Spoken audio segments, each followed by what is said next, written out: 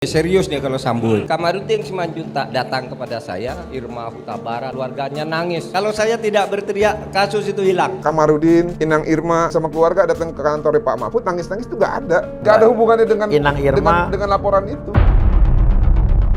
Jadi kita kalau mau jadi pemimpin ya harus jujur juga. Kita harus katakan yang tidak benar ya tidak benar. Ini mau diklaim pekerjaan sendiri atau tanpa ada keberanian keluarga korban, tanpa ada tekanan netizen, sebenarnya ini nggak akan pernah berjalan. Instrumen-instrumen ini yang membuat keadilan itu bisa ditegakkan. 3, 2, 1, close the hordeng. Yes, kembali lagi kita di LBU, Lembaga Bantuan UIA bersama saya Uya Kuya, Surya Utama SIP, Sarjana Ilmu Politik, Universitas Indonesia. Dan kali ini Bang Martin ada sesuatu yang ingin disampaikan. Kenapa, Bang? Jadi gini Mas Uya, ini terima kasih ya masih meluangkan waktu juga. Isu yang kita akan bahas ini agak sensitif karena ada kaitannya dengan Prof. Mahfud MD ya. Wah, ini politis nanti dipikiran nih. Enggak lah. Ini nggak ada hubungan dengan politik. Ini hanya meluruskan saja ya. Kemarin saya ada nonton TikTok dari akun Sarah Ginting ya, atau Nyonya Sarah ini. Nyonya Sarah Ginting 17. Coba gedein. Kamarudin Simanjuntak datang kepada saya, ditemani Irma Huta Barat dan siapa, dan keluarganya nangis bahwa kami tidak percaya bahwa ini dibunuh. Saya pun tidak percaya, saya bilang. Mari kita terus bekerja. Akhirnya saya berteriak, ini pasti pembunuhan, selidiki. Tidak bisa juga. Akhirnya apa? Kompolnas saya panggil. Di mana masalahnya ini? Kok tidak bisa terbuka? Anda semua ini polisi dulunya, kenapa tidak bisa mengungkap kasus ini? Pak, di Propam itu sangat protektif. Orang mau meriksa ke situ, alat-alat bukti semua udah dimusnahkan. Tidak boleh orang masuk. Nah, kalau gitu gimana caranya? Di Propamnya saja dibersihkan. Itulah sebabnya jam 5 sore saya katakan di Propam sebanyak 25 orang saya usulkan untuk semuanya dipindah ke tempat lain dan Kadif Propamnya ganti. Pak, enggak bisa, itu sudah kami usulkan. Kalau enggak bisa, saya minta daftar sana semua. Nanti malam ini juga saya mau lapor ke Presiden untuk Presiden yang memberhentikan. Kalau Polri enggak mau memberhentikan. Jam 9 saya tunggu daftarnya itu. Nah, jam 8 mungkin pesan ini sampai jam 8 semua divisi Propam itu dipindah semua, bongkar. Apa yang salah dari video ini? Jadi yang pertama Pak Mahfud mengatakan Kamarudin Simanjuntak, Irma Huta Barat, dan juga keluarga korban datang kepada dia, nangis-nangis ya. Iya. Nangis-nangis, lalu akhirnya berkeyakinan lah Pak Mahfud bahwa ini harus dibongkar gitu ya. Yang pertama, kan saya klarifikasi nih, karena saya ada juga dalam rombongan pertemuan itu. Tapi emang ketemu dengan Pak Mahfud? Ketemu, tapi Oke. ketemunya bulan Februari 2023. Kasusnya sudah masuk persidangan, sudah dalam tahap tuntutan.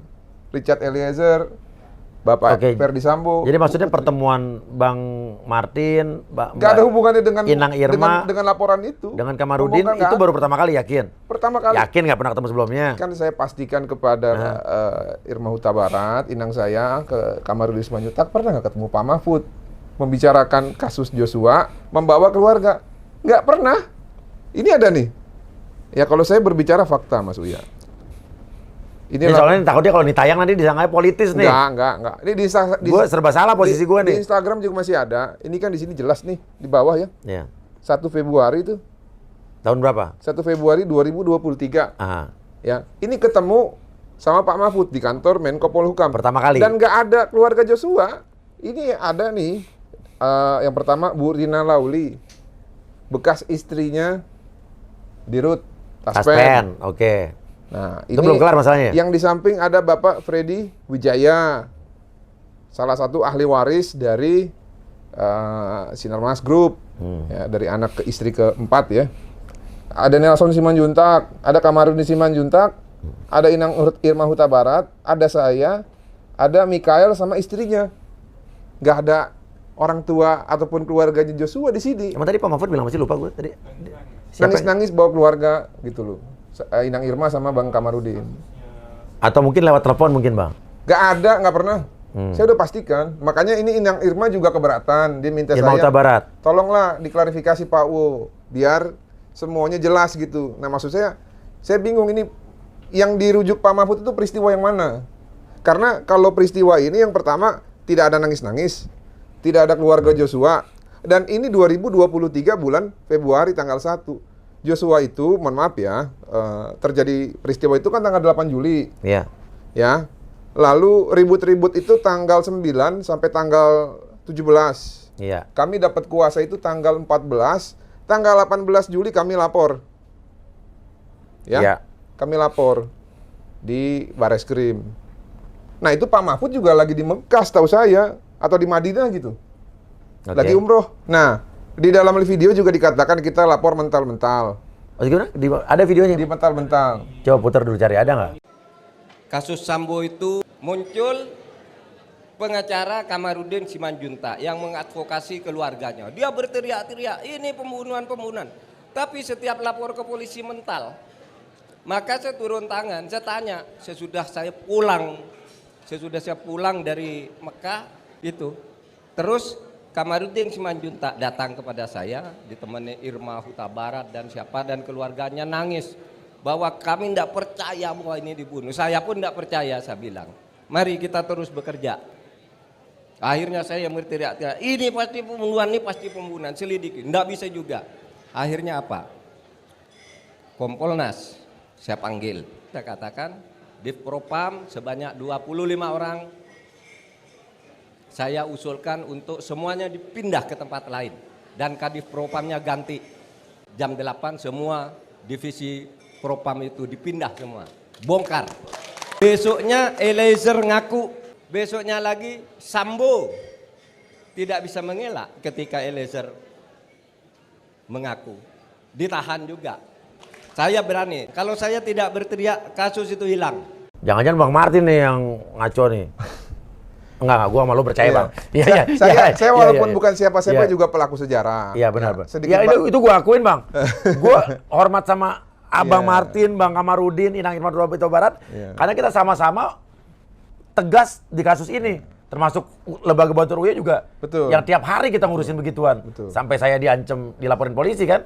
Bukan diancam, udah dilaporin malah. Jadi kalau dibilang Iya. mental itu sebenarnya secara administratif tidak ada mental. Karena kita lapor tanggal 18 ya Iya. itu. Jadi pada saat press release di Polres Jakarta Selatan itu masih ada Pak Budi Herli. Pak Benny Mamoto itu kan mewakili Kompolnas. Ya. Beliau mengatakan bahwa peristiwa rekayasa yang terjadi itu, itulah peristiwa fakta. Oh, Kompolnas kan jadi juru bicara seolah-olah pada saat Iya. itu kan? Coba. Iya, yang harusnya dia tidak bisa jadi juru bicara. Dia Iya. nggak boleh ngomong itu kan? Iya, dia Saya bilang, masih ingat. Dia bilang dia meyakini apa Iya. yang disampaikan oleh Pak Budi Herli itu benar. Adalah benar. Benar.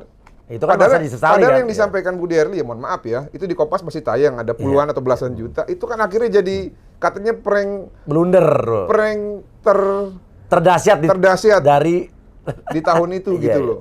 Ya saya juga tidak menyalahkan Pak Budi Herli, mungkin dalam tekanan juga ya, dia kita juga nggak tahu. nggak tahu atau dalam tekanan. Tapi apapun itu kan di jabatan. Maksud saya Pak Benny itu mengiyakan dan Pak Benny adalah Kompolnas.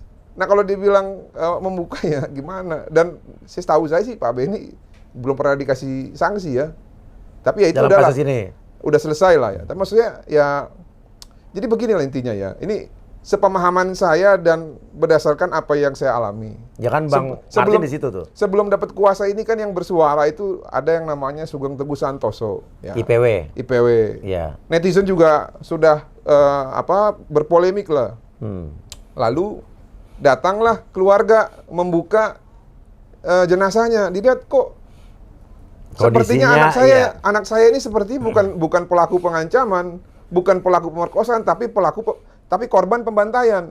Nah itulah yang diekspos, tapi karena orang-orang itu punya alat canggih, bisa di-shutdown dan handphonenya di-hack gitu ya. Iya. Nah kebetulan salah satu dari keluarga Joshua ini namanya Sangga Sianturi, itu masih punya hubungan kekerabatan dengan abang kita, Abang Kamarudin. Dikasihlah kuasa tuh, ya. Kita bentuk tim pada saat itu. Yeah. Ada Bang Johnson Panjaitan, ada Bang Kamarudin, ada saya, Nelson Simanjuntak, dan kawan-kawan tuh ya. ada 8 orang sama Yonatan Baskoro juga, Kalusi. Nah, kita buat laporan tuh ke Bareskrim tanggal 18 Juli. Kita buat laporan, diterima laporan kita. Sorenya Pak siapa namanya itu? Pak Ferdi Sambo dinonaktifkan. Nah, tadi kan kalau dibilang dipindah semua ke Propam, kapan dipindahnya? Orang Pak Mahfud lagi di Mekah ya atau Madinah tuh ya, lagi umroh. Dan pada saat hari yang sama itu juga ada rekan-rekan dari Tampak ya, ada Bang Saur, ada Robert Kaitimu, ada banyaklah anak-anak Tampak gitu ya, sebagian besar dari advokat-advokat yang lulusan daripada UKI, ada Bang Mangapul Silalahi juga. Nah, ini akhirnya terjadi gerakan yang didukung oleh gerakan sosial ya, media dan juga netizen. Sorry, kalau media pada saat itu semua pemberitaannya satu arah. Iya, satu arah. Setuju. Satu arah. Bahkan seolah-olah dibungkam. Bahkan pengacaranya terdakwa ini kan, pengacara tersangka ini mendatangi Dewan Pers. Iya. Untuk berusaha dalam tanda petik menetralkan gitu ya. Iya. Pada saat itu ya, kalau menurut penilaian saya, dan inilah faktanya, tanpa ada keberanian keluarga korban, tanpa ada kuasa yang diberikan kepada Kamarudin Simanjuntak, tanpa ada tekanan netizen, ya, sebenarnya ini nggak akan pernah berjalan. Karena begini loh, pada saat itu laporan polisi, ya, dari siapa tuh, Martin Gabe ya, sama Putri Chandrawati, kan jelas itu laporannya adalah pengancaman ya, pengancaman dan juga dugaan percobaan pemerkosaan nih kalau misalnya. Jadi kalau tidak ada laporan tandingan sesuai dengan fakta yang pada saat itu sebetulnya kami ini diserang sama Denny Siregar ini sama Eko Kuntadi. Iya, Denny Siregar ya. Dia dibilang katanya kita ini mau buat gaduh lah gitu ya. Terus katanya wah senang cahaya kamera media gitu ya. Cuman ya kami sebenarnya nggak pernah berprasangka ternyata orang-orang yang kami anggap Pancasilais justru malah mau menggebosi gitu loh. Setuju. Nah, kita jadi pertanyaan juga tuh ya. Pertanyaan. Nah, akhirnya karena laporan inilah ditindaklanjuti, akhirnya perspektif berbeda. Waktu itu kebut-kebutan Mas, dari Polres ditarik ke Polda. Kami kira pada saat ditarik ke Polda itu akan terjadi sesuatu hal yang lebih objektif. Ternyata enggak, perkara naik sidik. Jadi dibilang mental-mental tuh nggak ada sebetulnya? Enggak, mau ditandingin nih. Iya. Tapi di Bareskrim, laporan itu diterima dan 4 hari kemudian naik penyidikan Mas Uya. Iya. Kan berarti kan bisa dibilang nggak mental. Iya. Tapi mungkin ada upaya pembelokan di belakang layar ya, kita nggak tahu lah. Ya karena memang aromanya itu tercium. Mau kejar-kejaran karena pada saat itu mau dibuat seperti kalau dalam putusan tuh NO. Ya. Jadi mau dibuat penyidikan lalu nanti Joshua ditetapkan sebagai tersangka tapi karena sudah meninggal berdasarkan pasal 77 KUHP ya dinyatakan tidak batal penuntutan ya, tidak dapat dituntut. Tadi kan targetnya begitu. Nah, tapi ternyata di dalam institusi kepolisian sendiri saya perlu angkat topi saya, masih banyak juga jenderal-jenderal yang berintegritas. Bahkan ada 3 jenderal bintang 3 yang menyatakan siap mundur apabila penanganan perkaranya tidak objektif. Nah, ini menurut saya ya instrumen-instrumen dan unsur-unsur ini yang akhirnya membuat keadilan itu bisa ditegakkan. Tapi saya boleh memberikan testimoni tanpa keberanian dan pasang badannya abang kita Kamarudin Simanjuntak membuat laporan itu. Nggak akan ada dasar dari kepolisian untuk menindaklanjuti terhadap perspektif yang berbeda itu dalam juga saya kasus setuju. itu. Dan ini juga ada hubungannya juga dengan pengaruh sosial media di mana satu suara semua. Bayangin, tidak peduli apa latar belakangmu, pandangan politikmu, semua sepakat bahwa ini konspirasi jahat ini yang dilakukan oleh oknum-oknum. Dan akhirnya terbongkarlah kasus itu gitu ya. Dan Richard akhirnya ngaku itu benar. Tapi tidak ada peristiwa Kamarudin, Inang Irma, saya gitu sama keluarga datang ke kantor Pak Mahfud nangis-nangis itu nggak ada. Kalau ada boleh dong minta videonya atau minta dokumentasinya. Tadi saya udah tunjukkan tuh. Kita ketemunya 1 Februari 2023 di mana kasus itu sudah masuk dalam tahap penuntutan. Nah, di situ malah saya nanya sama Pak Mahfud, gimana Pak pendapat Bapak terkait tuntutan Richard kok tinggi banget gitu kan? Karena kan dia dituntut itu lebih tinggi dari terdakwa yang lain selain Bapak FS. Pada saat itu ya Pak Mahfud mengatakan, saya tidak bisa ikut campur gitu. Tidak bisa ikut campur ya, biar aja nanti hukum yang berproses. Karena pada saat itu kan saya keras, saya bilang begini di dalam tayangan media. Saya bilang, ya Richard itu ya, walaupun dia melakukan penembakan, tapi kan dia melakukan itu atas perintah. Jadi bukan keinginan dia secara niat jahat. Dan dia tidak bisa menghindar karena secara psikohierarkis nggak mungkin pangkat paling kecil itu menolak perintah Iya, jenderal. setuju. Nah, oleh karena itu, ya, dia mau jadi saksi korban. Nah, sebagaimana alat bukti dalam pasal 184, ya, dan yang kita butuhkan karena scientific evidence itu tidak bisa berbicara, Mas, secara terang-benderang seperti saksi yang menjadi saksi justice kolaborator. Bayangin 4 lawan 1. Hanya 1 doang Richard nih. Iya. Sebagai saksi yang bisa memberikan keterangan untuk menjelaskan ternyata tidak ada yang namanya upaya pemerkosaan, tidak ada yang namanya upaya pengancaman, yang benar justru terjadi pembunuhan berencana. Dan yang dikatakan Pak Efes tidak menembak, ternyata menembak gitu kan. Iya. Ini kan kalau nggak ada saksi yang menjelaskan kan nggak bisa. Iya. Nah tapi ya saya beranggapan bahwa terlepas dari yang dia yang nembak, dan ini saya sepakat juga dengan Bang Kamarudin ya, tetap harus diberikan keringanan. Karena dia berjasa juga, walaupun dia sebagai pelaku gitu loh. Iya, dia justice kolaborator juga kan. Itu kan yang memang akhirnya, saya juga dibully juga sama pendukung sendiri gitu. Wah abang salah itu bang, gak bisa begitu. Saya bilang, salah atau benar itu Tuhan yang tahu. Saya ini bekerja harus juga dengan hati nurani. Dan juga berdasarkan logika hukum. Dan logika hukum dan hati nurani saya mengatakan Richard Eliezer harus diringankan. Begitu. Nah pada saat itu memang Pak Mahfud komen no comment. Dia bilang ya nanti kita lihat putusan pengadilan. Nah kebetulan memang putusannya kan 1,5 tahun. Iya, iya. Bang Martin, tapi di bulan Agustus tahun 2022 ada tuh berita bahwa bapaknya dari almarhum Pak Samuel ketemu sama Prof Mahfud. Mungkin di situ kali nangis-nangisnya. Ya tapi kan yang disampaikan di video itu kan jelas Kamarudin Simanjuntak, Irma Huta Barat dengan keluarga menghadap saya.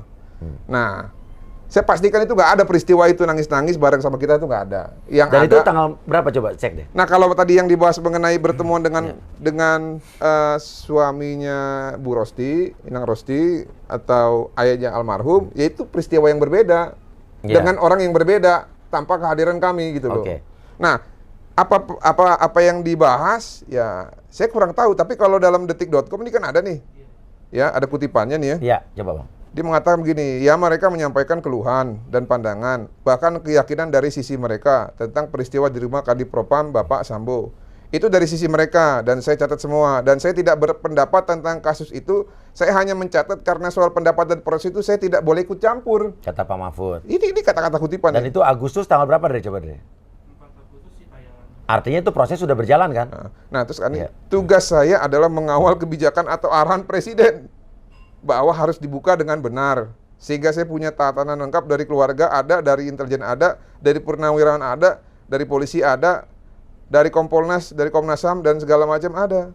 Pertemuannya di tanggal 3 Agustus 2022. Nah itu kan pas, dia kan baru balik tuh Pak Mahfud. Nah tanggal 18 Juli pada saat proses laporan, setahu saya ya dari tayangan-tayangan media, beliau lagi di Mekah. Nah kalau ketemu setelah pelaporan kapan? Nggak pernah ketemu. Ketemunya Februari 2023 tanggal 1. Dengan lengkap dari Inang Irma tadi udah saya kasih lihat ya. Nanti kasih lihat screenshot Instagram saya, postingan saya masih ada lengkap. Nggak ada keluarga Joshua dan tidak ada nangis-nangis. Yang ada kita justru membawa klien-klien dari kantor hukumnya Bang Kamarudin, kita jelasin nih. Ini ada potensi-potensi masalah nih Pak terkait penanganan hukum. Dan pada saat itu jawaban dari Pak Mahfud mengatakan, oh saya nggak boleh involve kalau masalah teknis. Tapi kalau untuk mendengarkan boleh. Nah akhirnya kan kejadian tuh, Bang Kamarudin jadi tersangka kan? Iya. Itu bulan Juli. Jadi ya itu aja sih saya mau coba meluruskan. Ya saya tidak tahu itu peristiwa apa gitu loh. Ya kita harus luruskan. Oke. Jadi nggak boleh kita biarkan yang bengkok-bengkok. Ini setuju. Artinya Bang Martin memang pernah ketemu dengan Bang Kamarudin, Inang Irma, Bang Martin dan kawan-kawan tadi, termasuk istrinya tadi Taspen tadi, tanggal Februari ya, 2023. Udah kasusnya udah lama banget. Udah masuk Tapi tuntutan. tadi kan sempat ada ketemu Pak Samuel ketemu dengan Pak Mahfud tanggal 3 Agustus 2022. Kan ingat kan Pak Mahfud kan bilangnya dia yang bikin propam apa, dia bikin apa gitu. Gara-gara. Jadi Pak Ferdi Sambo itu dinonaktifkan dari propam 18 Juli ya. Iya. Terus kalau nggak salah ya Brigjen yang lain gitu ya, sama yang lain itu 3 hari atau 4 hari kemudian ketika 20 Julian. Ketika naik sidik. Iya. Jadi kalau dibilang tadi dipindahin ke propam semua ketemu kita, ya kapan orang ketemu yang paling deket aja tadi sama Pak 3 Agustus, Pak 3 Samuel. Agustus, Iya. ya udah terjadi tuh. Iya. Kalau mau yang ketemu kita ya Februari 2023. Mungkin mesin waktu nggak mungkin ya? Nggak tahu, mungkin Teko Ajaib ada Iya, kali. iya, mesin waktu. Mungkin nggak ada film Teko Ajaib. Atau tuh. mungkin Pak Mahfud lupa kali ya? Mungkin lupa karena Lupa. kesibuk kampanye. Iya, banyak yang diurusin. Iya, cuman kan ya namanya komplain gitu kan ke saya, karena saya yang nonton videonya saya sebar ya. Saya kan harus sampaikan juga nih Mas Ya, Uya. sejarah ini kan sejarah, bagian dari Bener. sejarah ya kan harus diluruskan. Apalagi sampai bawa nangis-nangis gitu ya. Kok nangis-nangis? Kapan nggak pernah nangis gitu? Setahu saya dalam pertemuan itu justru kita lebih banyak membahas mengenai pandangan hukum ke depan gitu. Seiring terlalu banyaknya dugaan-dugaan adanya penegakan hukum yang tidak lurus gitu, justru bengkok. Cuman ya saya ingat betul jawaban Pak Mahfud pada saat itu saya tidak bisa involve secara teknis. Saya hanya bisa mengawal secara policy. Begitu jawabannya. Oke. Coba deh kita dengar video lagi biar nggak salah kaprah coba. Takutnya ada yang salah dengar apa gimana coba? Ini luar biasa, cuman Prof yang berani membongkar tentang kebenaran kasus itu, Prof.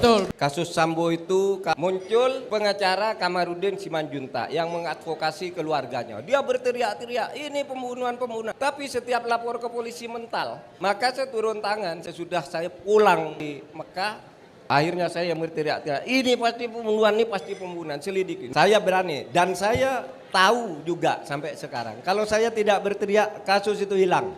Ya itu sebenarnya begini ya. Di sini Pak Mahfud di detik.com juga mengatakan ya, tugas saya adalah mengawal kebijakan atau arahan presiden. Kalau kita berbicara sebenarnya Pak Presiden teriak 4 kali tuh. Nah makanya ini kemuliaan ini mau diklaim pekerjaan sendiri atau instruksi presiden. Kita harus katakan yang benar itu benar, yang tidak benar ya tidak benar gitu ya. Dan kalau kita berbicara yang lain lagi sebenarnya kan mau teriak bagaimanapun kalau LP-nya nggak ada, kalau faktanya tidak dibongkar oleh keluarga berdasarkan bukti-bukti Iya, yang nggak kita akan jalan paparkan, juga. yang kita bahkan diserang itu ya sama saya bilang buzzer aja lah Denny Siregar ya. Walaupun istri saya Siregar ya bodo amat deh. Orang kamu buzzer kok. Ya kita diserang juga sama Perekat Nusantara, bahkan ada senior saya juga di situ Bang Erik Espaat, tapi kita nggak peduli. Kita yang pasti itu kita pengen membuka ya fakta yang sebenarnya di mana ada anak manusia ya korban pembunuhan justru mau dikatakan sebagai percoba pemerkosa dan juga pengancam gitu loh. Dan ingat gak Bang, kan saya adalah satu-satunya artis yang keras juga bersama-sama mengawal kasus ini kan. Sampai akhirnya saya dan Bang Kamarudin Simanjuntak dilaporkan polisi, masih ingat? Nih beritanya nih. Itu, gua sampai keseret-seret Bang, ya kan? Tapi gak apa-apa, tapi kan intinya Ferdy Sambo sudah masuk ya kan? Tapi apapun itu ya, Semua, saya ya. bukan mau membongkar luka lama enggak. Tapi karena Pak Mahfud memention hal ini ya, saya perlu luruskan. Dan apapun itu hukum sudah ditegakkan. Buat yang nggak puas, dibilang hukum mati segala macam, enggak, ini udah selesai. Dan menurut saya ya, ini menurut pandangan saya pribadi, itu sudah adil. Ya, itu sudah adil. Pak Sambo juga udah kehilangan jabatan. Iya. Dia juga sudah diadili secara sosial. Dia sudah dihukum seumur hidup. Mau diapain lagi? Sudahlah. Ya, kita juga harus punya kasih. Saya pernah buat tulisan juga di kompas.com. Saya sampaikan begini. Ya, ini putusan yang terbaik menurut saya. Dan semoga masih ada kesempatan nanti ya untuk ke depan dalam pemasyarakatan, dalam menjalani pidana penjara, terjadi rehabilitasi bagi para pelaku sehingga nanti bisa dipersiapkan apabila ada kesempatan untuk kembali lagi ke masyarakat. Itu prinsip saya Mas Uya. Makanya saya nggak pernah ikut-ikutan netizen, wah harus dihukum mati. Enggak, udah. Saya anggap ini udah selesai, adil. Itu pendapat saya.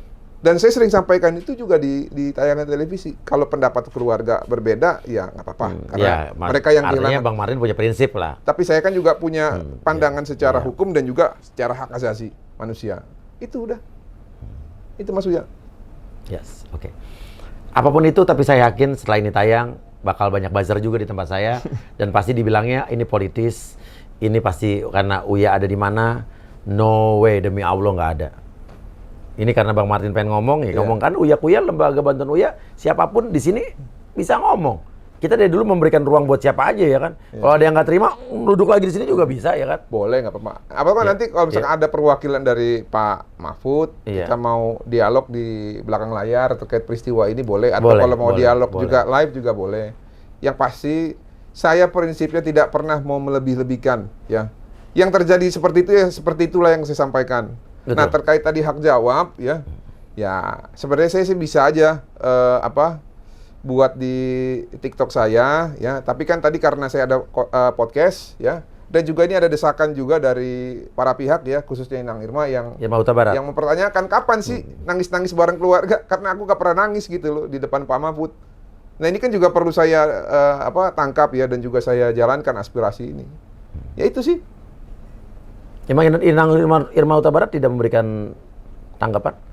Nanti katanya begitu saya kasih penjelasan, klarifikasi, baru mungkin akan ditanggapi oleh Inang Irma. Ya. Gitu. Yang pasti dia juga nggak mau juga kan namanya dicatut, tapi peristiwanya nggak ada kan? Iya. Begitu. Iya. Bang Kamarudin sendiri? Bang Kamarudin ya sependapat juga. Iya. Keluarga almarhum? Ya kalau keluarga almarhum kan sebenarnya saya bisa pastikan ya nggak ikut ya. Iya. Tapi pun kalau misalkan beliau ini melihat juga pasti. Kalau dibilang keluarga kan konteksnya bukan personal, bukan ayah gitu ya. Semuanya juga akan bertanya siapa yang hadir. Saya bisa pastikan bahwa selain ayahnya memang yang tadi berdasarkan artikel tadi belum ada yang ketemu. Kalau saya sih masih beranggapan ini mungkin lupa aja karena banyaknya Lupa kegiatan. banyak urusan kan Pak Mahfud. Ya. Banyak urusannya, banyak yang dikerjakan, penegakan hukum, segala macam pasti pusing mungkin lupa. Tapi kalau saya sih sebenarnya satu, kalau bisa ya jangan yang namanya kemuliaan itu memang suatu godaan ya. Tapi kita jangan pernah gampang mengklaim lah gitu ya. Karena ya saya percaya bahwa kita itu harus jujur ya. Kalau memang faktanya ada yang kurang lengkap ya dilengkapi lah. Atau enggak kalau memang itu merupakan suatu perintah jabatan dan juga pengawalan atas instruksi presiden disampaikan juga. Itu sih kalau menurut saya. Jadi kita kalau mau jadi pemimpin ya harus jujur juga. Ya. Karena Silakan. menyampaikan sesuatu yang nggak lengkap itu menurut saya ya, itu tafsir saya ya. Tafsir saya adalah merupakan suatu bagian juga tentang pengkaburan fakta. Oke. Kalau begitu silakan juga mungkin dari pihak Pak Mahfud MD kalau mau memberikan tanggapan juga boleh juga. Ya. Iya kan, silakan ditanggapi. Ya. Siapa tahu juga ada yang salah dari Bang Martin. Ya. Nggak, kalau saya yakin saya benar. Iya, oke. Karena buktinya ada. Iya. Ya, buktinya jelas semua Iya. video tadi. Saya juga kalau secara logika berpikir juga ya kita lihat ya, semua bisa menyimpulkan. Kasih komentar aja di kolom komen. Ya, termasuk buzzer juga boleh komen. Terima kasih Lovers banyak. and haters kalau kata Pak Teja Iya, tuh, saya iya. suka nonton. Keren Iya, juga. Iya. Halo, lovers and haters kan. Jadi semuanya tetap harus disapa. Mau pembenci, Iya. mau pengagum harus disapa. Karena itu kan bagian dari perbedaan pendapat ya. Itulah demokrasi itu. Betul sekali. Iya. Terima kasih banyak. Wassalamualaikum warahmatullahi wabarakatuh. Waalaikumsalam. Kaulah pahlawan untuk negaramu. Kaulah pahlawan.